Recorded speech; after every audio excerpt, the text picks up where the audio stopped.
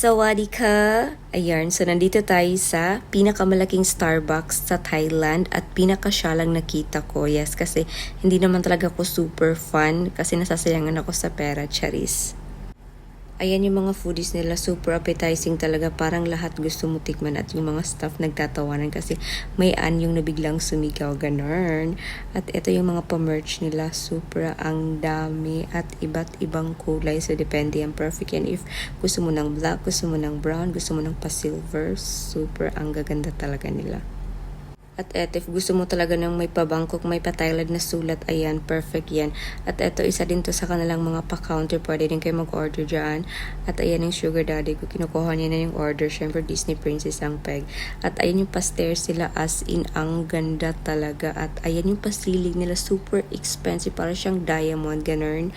Ang ganda talaga, as in, wag nyo tong kalimutan, isulat nyo sa bucket list nyo, nandito